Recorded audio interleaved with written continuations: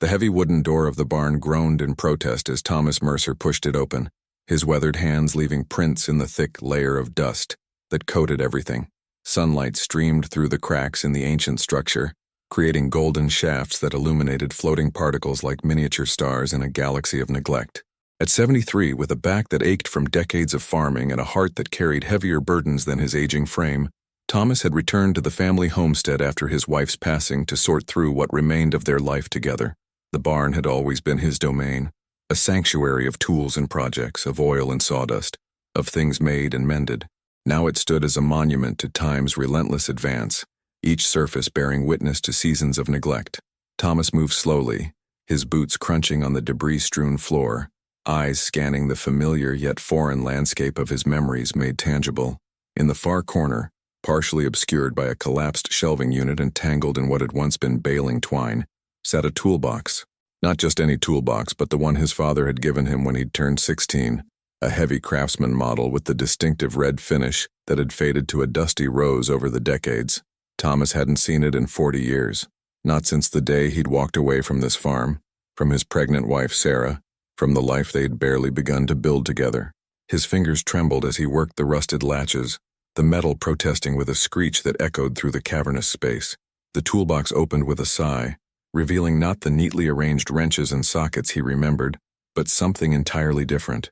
Nestled among the tools, wrapped in what appeared to be oil-stained cloth, was an envelope, yellowed with age, brittle at the edges, bearing his name in handwriting he didn't recognize. Thomas's breath caught in his chest as he lifted the envelope, the paper crackling between his calloused fingers. The barn suddenly felt colder, the sunlight dimmer, as if the very atmosphere had shifted with this discovery.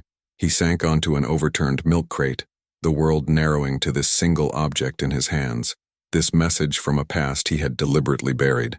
The letter was dated 3 months after he had left, written on stationery from a hospital in a town 200 miles away. As his eyes scanned the first lines, Thomas felt the floor give way beneath him, the carefully constructed walls of his new life crumbling to dust. The letter spoke of a son, born prematurely, named Thomas Jr., after the father who would never know him. It spoke of Sarah's struggles, her illness, her eventual death when the boy was only 5. It spoke of a childhood spent in foster care, of questions unanswered, of a search that had lasted nearly 3 decades. Thomas's hands shook so violently that the letter fluttered to the floor, where it settled among the dust and debris like a fallen leaf. He pressed his palms to his eyes, but the tears came anyway, hot and relentless, carving paths through the grime on his weathered cheeks. The barn spun around him, the tools on the walls blurring into meaningless shapes, the shafts of light merging into a blinding glare. 40 years.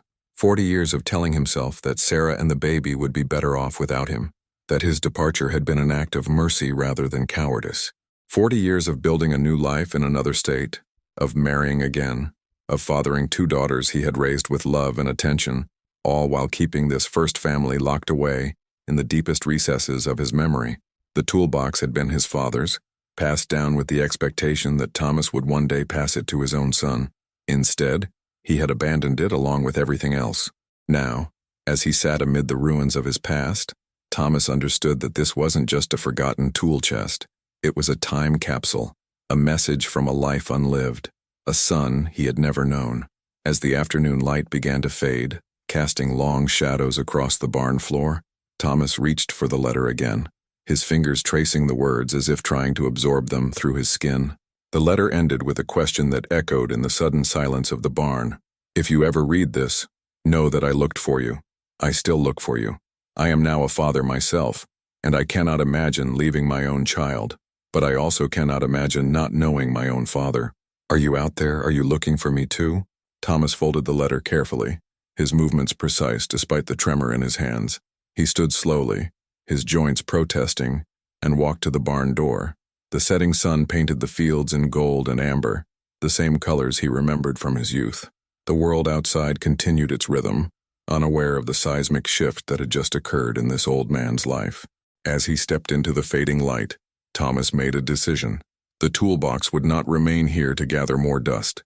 The letter would not be returned to its hiding place. Tomorrow, he would begin the search, not just for the son he had abandoned, but for the man he might have become, the life that might have been.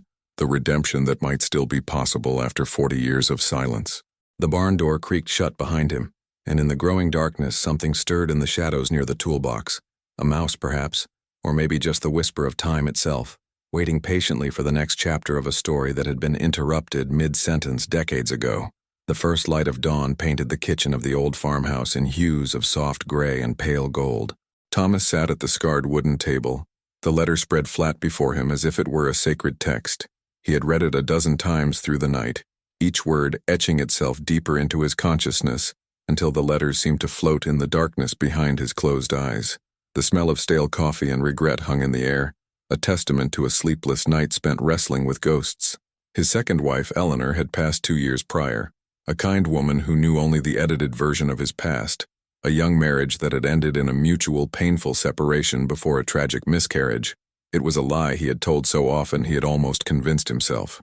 Now, facing the stark truth of the letter, that lie felt like a physical weight, crushing the air from his lungs. How could he have been so cowardly? How could he have lived a life built on such a foundational deception? He reached for his phone, a modern device that felt alien and clumsy in his trembling hands. The search began, not with a name, but with a date. The hospital mentioned in the letter, St. Jude's Regional Medical Center, no longer existed under that name. A quick search revealed it had been renamed and absorbed into a larger healthcare system 2 decades ago. Dead end. But the birth certificate, the letter mentioned a birth certificate. Thomas Mercer, Jr., born October 12, 1984. With a deep breath that did little to steady his nerves, he navigated to the state's Vital Records website. The form was impersonal, a series of drop-down menus and text fields asking for information he didn't have. He typed in his own name as the father, Sarah's maiden name, which he remembered with a sudden painful clarity, and the date. He hit submit, and a message appeared on the screen. Record located. Processing request for certified copy will take 7-10 business days. 10 days. An eternity. He couldn't wait. He needed to know now. He leaned back, the chair groaning in protest, and a new thought struck him. The letter was signed simply, "Your son, Thomas," but there must be more. He scanned the letter again, his eyes catching a detail he had missed in hhis initial shock. At the very bottom, below the closing, was a small, almost imperceptible smudge, and next to it a series of numbers, 555-01999, a phone number, an old one from the days when exchanges still had names and numbers were only 7 digits long. It was useless now, a relic from a bygone era, but it was something, a thread. His mind raced, a chaotic storm of what-ifs and maybes. He stood and paced the length of the small kitchen, the worn floorboards cool beneath his bare feet. He looked out the window at the barn, standing silhouetted against the rising sun. It was no longer just a building. It was the epicenter of his personal earthquake. He had to go back in there. There had to be something more. The barn was even more intimidating in the morning light, the full scope of its decay laid bare. Thomas navigated the debris with a newfound purpose, his eyes scanning every corner, every forgotten shelf. He returned to the toolbox, lifting out each tool, examining it with a forensic intensity. The wrenches, the screwdrivers, the socket set, all were just tools. But then, beneath the removable tray, he found it, a small, flat, leather-bound book, a journal. His heart hammered against his ribs as he opened it. The handwriting on the first page was Sarah's. It was her journal, started shortly after he had left. The first entries were a raw, agonizing chronicle of her confusion and pain. October 15th. He's been gone a week. I wake up every morning thinking it was a nightmare, and then I see the empty space in the closet, and the reality crashes down on me all over again. The doctor says the stress isn't good for the baby. I tell him the stress is my life now. Thomas sank to the floor, the journal open on his lap. He read on, his eyes blurring with tears as he lived her loneliness through her words. He read about her parents' disappointment, her friends' awkward attempts at comfort, the soul-crushing poverty of being alone and pregnant. He read about the day she went into labor, a terrifying ordeal in a strange hospital room, and then an entry that made him gasp. November 2nd, he's here, Thomas Jr. He has your eyes, Tom. That same startling blue. When I look at him, my heart breaks and heals all at once. He's so small, but he's a fighter. They say he'll be okay. I named him Thomas because I want him to have your strength. Even if he can't have you, I pray every day that you will come back for us, that you will see his face and know you made a mistake. He flipped through the pages, his fingers tracing the ink as if he could touch the past. The entries became less frequent as Sarah struggled to work and care for her son. There were snippets of joy, the baby's first smile, his first steps, always tinged with the shadow of his absence. And then the entries stopped. The last one was dated 5 years after his birth. March 10th. I'm so tired. The doctors say it's pneumonia, that my body is too weak to fight. I'm not scared of dying, Tom. I'm scared of leaving him alone. What will happen to our son? Social services came today. They're talking about foster care. My greatest fear is that he will grow up thinking he wasn't wanted. Please, if you ever get this message, if you ever find it in your heart to look for him, tell him I loved him. Tell him you loved him too. Please. The journal fell from his hands. He was no longer in the barn. He was in that hospital room, watching the life fade from the woman he had abandoned, listening to her final, desperate plea for the son they had created. The weight of it was suffocating. He wasn't just a man who had run away. He was the architect of a tragedy that had unfolded long after he had disappeared. He sat there for a long time, the silence of the barn pressing in on him, filled with the echoes of Sarah's voice. He had been looking for a name, an address, a simple piece of data to start his search. Instead, he had found a soul. He had found the story of a mother's love and a father's failure, written in faded ink and bound in cracked leather. The search was no longer about finding a stranger. It was about answering a cry for help that had been waiting 40 years to be heard. He picked up the journal, his resolve hardening into something unbreakable. He had a son's name. He had a mother's story. And now, he had a purpose that transcended his own guilt. He had to find Thomas Jr. He had to tell him. The certified copy of the birth certificate arrived 9 days later, a crisp, official document in a stark white envelope that felt heavier than a block of granite. Thomas's hands were steady as he slid it open, the fear and frantic energy of the past weeks having settled into a deep, resonant hum of purpose. He had spent the intervening time not in idle waiting, but in construction. He had built a narrative in his mind, a timeline of his son's life based on the few painful facts he possessed. Now he had a new piece of the puzzle. The paper was cool to the touch. There, under mother's name, was Sarah Elizabeth Mercer, née Vance, and under father's name was his own, Thomas Allen Mercer. But it was the box for child's name that made his breath catch. It was not filled in. Next to it was a handwritten notation, amended. Below, in a different typeface, it read, Matthew Samuel Vance. Matthew, not Thomas Jr. Sarah had changed his name. The significance of this act was a physical blow. She had erased him, not just from her life, but from their son's very identity. She had given him her own maiden name, Vance, and a new first name, Matthew. It was a name of her choosing, a name free of his shadow. He now had a name, Matthew Samuel Vance, born October 12, 1984. It was a starting point, a key to a locked door. But a name from 40 years ago was a needle in a continent-sized haystack. He felt the old despair creeping in, the familiar feeling of being overwhelmed, of a task too monumental to undertake. But then he looked at Sarah's journal, lying on the table beside the birth certificate. He thought of her final entry, her plea. He couldn't fail her again. His search moved from the dusty archives of the past to the sprawling, chaotic digital landscape of the present. He created a private social media account, his fingers clumsy on the touchscreen. He typed Matthew Vance into the search bar. Thousands of results appeared.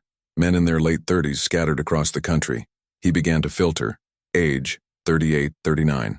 Location, unknown. He started clicking, his heart a frantic drum against his ribs. He looked at faces, searching for a hint of Sarah, or of himself. He saw wedding photos, vacation pictures, snapshots of men with their own children. Each one was a potential dead end, a ghost that could lead him down another rabbit hole of hope and disappointment. Weeks turned into a month. The process became a grim ritual. Every morning he would make coffee, sit at the table, and resume his search. He was becoming a detective of a life he had missed, learning the language of hashtags and profile pictures. He found one Matthew Vance, a carpenter in Oregon, whose profile picture showed him with kind eyes and a beard. For a day, Thomas allowed himself to believe. He studied the man's photos, looking for a familiar curve of the jaw, the shape of his hands. But then he found a picture of the man with his parents at his high school graduation. They were not Sarah. They were not him. The deflation was crushing. He was about to give up for the day when a notification popped up. A people you may know suggestion. It was for a man named Matt Vance. The profile picture was of a golden retriever, not a person, but something made him click. The man's profile was mostly private, but his list of friends was public. Thomas began to scroll through the names, not knowing what he was looking for, and then he saw it, a woman named Eleanor Vance. Eleanor, the same name as his late wife. It was a coincidence, a cruel trick of the algorithm. He was about to close the tab when he noticed her profile picture. It was an old, faded photograph of a much younger woman standing in front of a barn. It wasn't just any barn. It was his barn. The angle was different. The trees were smaller, but the distinctive lean of the roof, the missing slat on the large door, it was unmistakable. His blood ran cold. This wasn't a coincidence. This woman, Eleanor Vance, was connected to Matt Vance, and she had a connection to his farm. How? He clicked on her profile. She had only a handful of friends, all with the last name, Vance, an elderly woman. He clicked on her name. Her profile was a treasure trove of family history, and there, in an album titled Family, he found a photo of a young Sarah, arm in arm with another woman.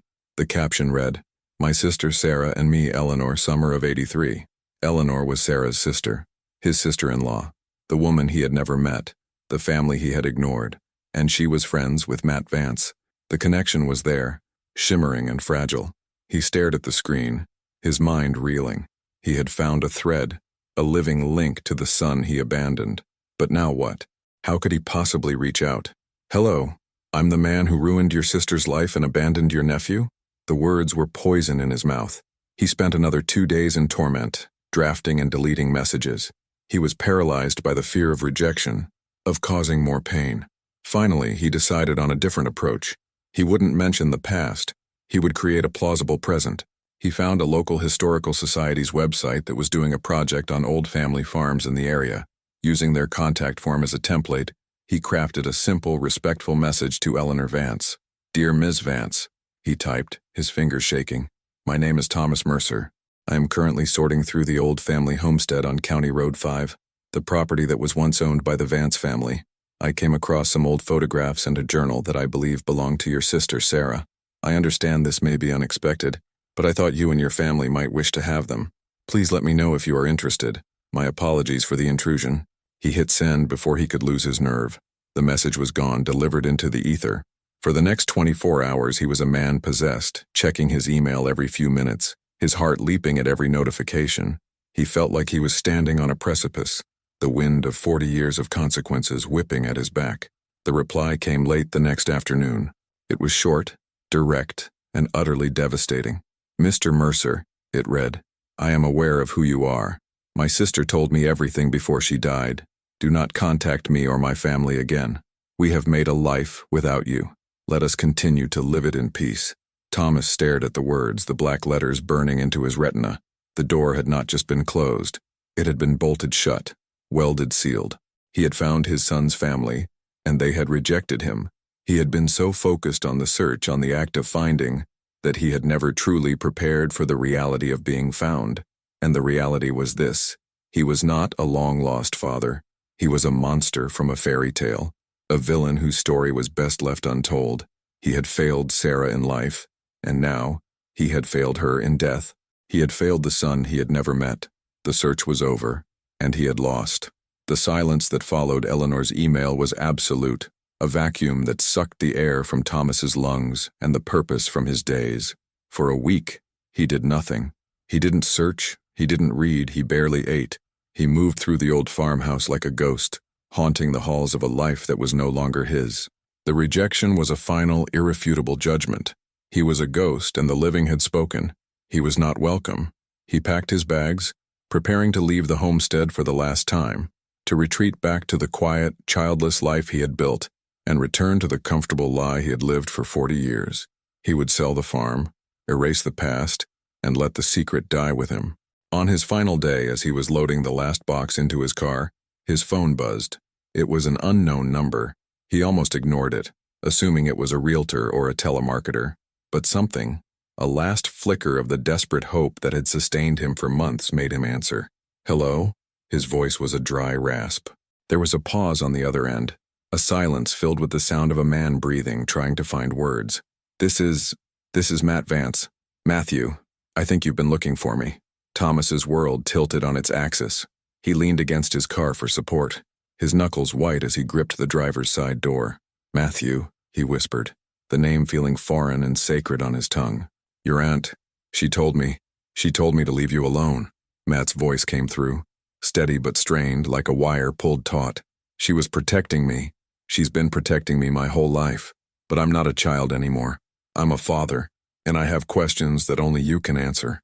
The drive to the coffee shop in the next town was the longest of Thomas's life.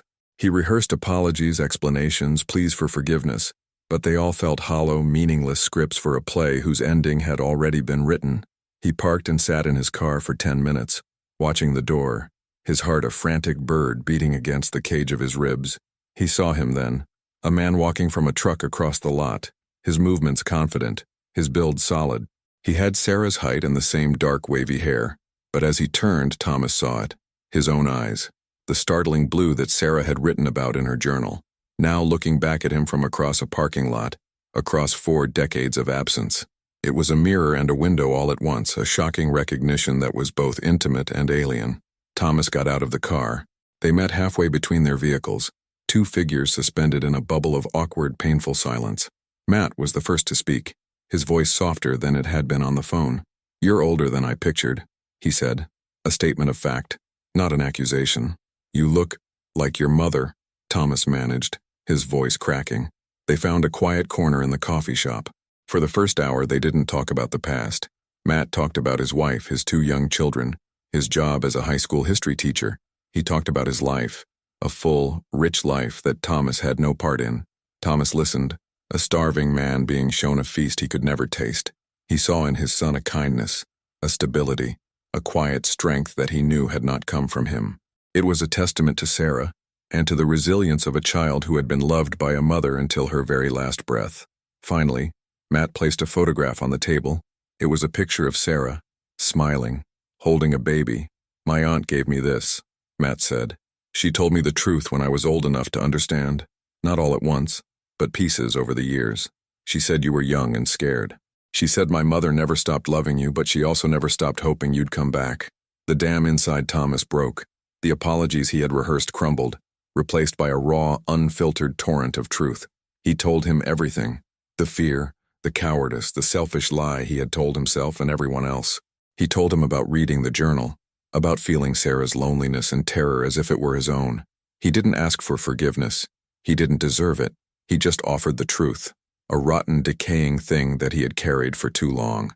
"I am so sorry, Matthew," he said, the words feeling inadequate for the ocean of regret he was drowning in. "There is no excuse. There is only the fact of what I did, and the fact that I have regretted it every single day of my life." Matt listened, his face unreadable. He didn't cry. He didn't get angry. He just sat there, absorbing the weight of his father's confession. When Thomas was finished, Matt was quiet for a long time. Then he looked at his father, his blue eyes clear and piercing. "I can't give you the forgiveness you're looking for," he said gently. "That's not mine to give. You need to forgive yourself, and you need to forgive my mother for not being able to wait for you, and forgive yourself for not being strong enough to stay. The past is a grave, Dad. We can visit it, but we can't live in it." The word dad struck Thomas like a physical blow. It wasn't a term of endearment, not yet. It was a label, a fact. But it was the first time he had ever heard it directed at him in this context. "What happens now?" Thomas asked, his voice barely a whisper. "I don't know," Matt answered honestly. "I have a family, I have a life. I can't just let you in, but I can't just let you go either. Maybe we start here, with coffee, and we see what happens next." Thomas drove back to the farm, not with the despair of a defeated man, but with the quiet, trembling hope of a man who had been given a second chance he didn't deserve. He walked into the barn one last time. He looked at the toolbox, the catalyst for this entire journey. It was no longer a symbol of his failure, but a vessel of truth. He picked up Sarah's journal and the letter from his son. He would not leave them here to be forgotten. He found a small, sturdy wooden box on a shelf. He placed the journal, the letter, and the birth certificate inside. On the top, he laid the only photograph he had of himself and Sarah from their early days. A picture of 2 kids who had no idea what life was about to throw at them. He closed the lid. He was not burying the past. He was curating it. He was acknowledging its pain and its power, and choosing to carry it forward, not as a burden of shame, but as a lesson. As he locked the barn door for the final time, the setting sun cast long shadows across the fields. He looked at the house, the land, the life he had abandoned. He was leaving it all behind, but he was not running. He was walking toward a future that was uncertain, a relationship that might never be fully mended. But for the first time in 40 years, he was walking toward something, not away from it. He had a son's name, a mother's story, and a sliver of grace. And for now, that was enough. He got in his car and drove away, the old farm shrinking in his rearview mirror until it was just a speck against the horizon. In the glove compartment, his phone buzzed with a new message. It was from Matt. It was a picture of two young children, a boy and a girl, smiling into the camera. The caption read, "This is Anna and Sam. They want to know if their grandpa knows any good stories." Thomas smiled through his tears, a real, genuine smile that reached his eyes for the first time in half a century. The story was just beginning.